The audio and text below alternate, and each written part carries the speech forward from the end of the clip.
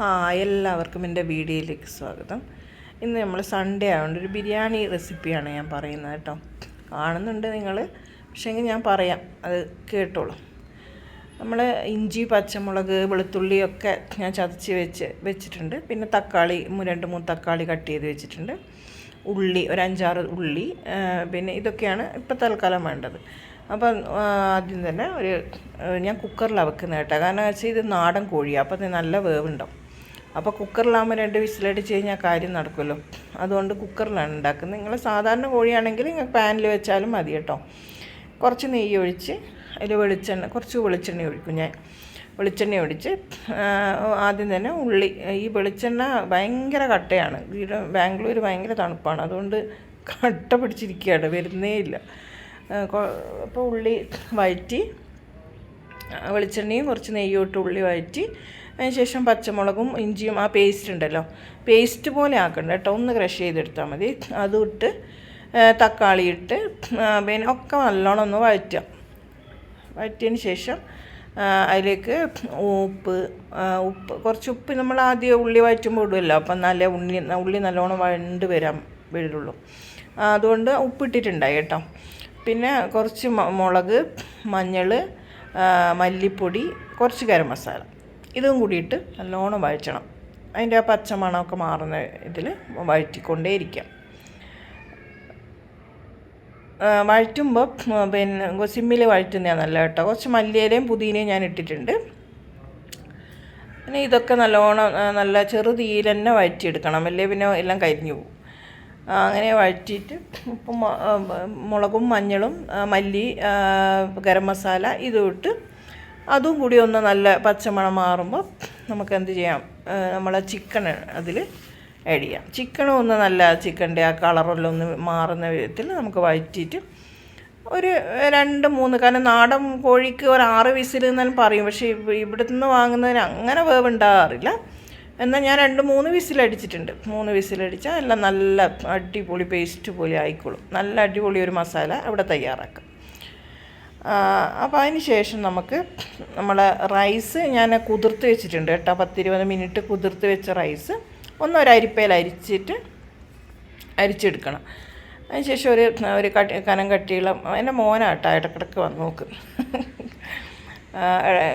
കുറച്ച് വെള്ളം ഒഴിച്ചിട്ട് തന്നെയാണ് ഞാൻ ചിക്കൻ പിന്നെ ഇതാക്കുന്നത്. കാരണം വെച്ചാൽ അടിക്ക് പിടിക്കുമല്ലോ, അതുകൊണ്ട് കുറച്ച് വെള്ളം ഒഴിക്കണം. ഒരു അടികട്ടിയുള്ള പാത്രം വെക്കുക. അതിൽ കുറച്ച് പിന്നെ അണ്ടിപ്പരിപ്പും മുന്തിരിങ്ങയും കുറച്ച് വെളിച്ചെണ്ണ ഒഴിക്കുന്നുണ്ട് ഞാൻ, കുറച്ച് നെയ്യ് ഒഴിക്കും. എന്നിട്ട് അണ്ടിപ്പരിപ്പ്, മുന്തിരിങ്ങ ഇതൊക്കെ ഇത് നിങ്ങൾക്ക് ഇഷ്ടമുണ്ടെങ്കിൽ ഓപ്ഷനിലാണ് കേട്ടോ, വേണമെങ്കിൽ ചെയ്താൽ മതി.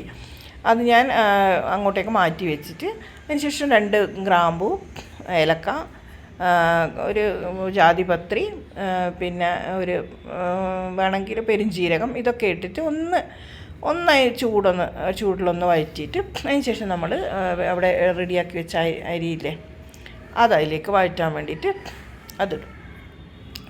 അതൊന്ന് കുറച്ച് ഉപ്പിട്ടിട്ട് നല്ലോണം ഒന്ന് വഴറ്റും. നല്ലോണം എന്ന് പറഞ്ഞാൽ ഭയങ്കര കരിഞ്ഞു പോകാൻ പാടില്ല, എല്ലാം സിമ്മിൽ തന്നെ വെക്കണം കേട്ടോ.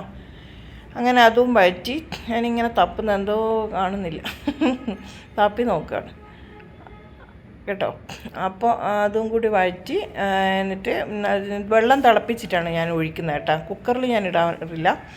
വെള്ളം തിളപ്പിച്ചതിന് ശേഷം നല്ല വെള്ളം തിളപ്പിച്ച് ഈ അരി വഴറ്റിയ അരിയില്ലേ അതിലേക്ക് പിന്നെ വെള്ളം ഒഴിച്ച് അങ്ങനെ സിമ്മിലിട്ട് വേവിക്കുക. കുറച്ച് നേരം വേണ്ടി, ഒരു ഗ്ലാസ് അരിക്ക് 2 ഗ്ലാസ് വെള്ളം, അങ്ങനെയാണ് ഞാൻ എടുക്കാറുള്ളത് കേട്ടോ. അത് നോക്കിയിട്ട് വെള്ളം അഥവാ കുറവാണെങ്കിൽ കുറച്ചൊന്ന് ഒഴിച്ചാലും മതി. അത് ഞാൻ ഉണ്ടാക്കുന്നത് തലശ്ശേരി ബിരിയാണിയാണ് കേട്ടോ. ഇത് എത്രത്തോളം തലശ്ശേരി ബിരിയാണി എന്ന് പറയാൻ പറ്റില്ല, കാരണം നമുക്ക് ഈ ദമ്മിട്ടിട്ടുള്ള പരിപാടിയൊന്നും ഇവിടെ നടക്കത്തില്ല. ഇവിടെ ഈ നമ്മളെ നാട്ടിലല്ലല്ലോ ഉള്ളത്. എന്നാലും കുഴപ്പമില്ല, എനിക്കാവും പോലെ ഞാൻ ഉണ്ടാക്കുന്നതാണ്.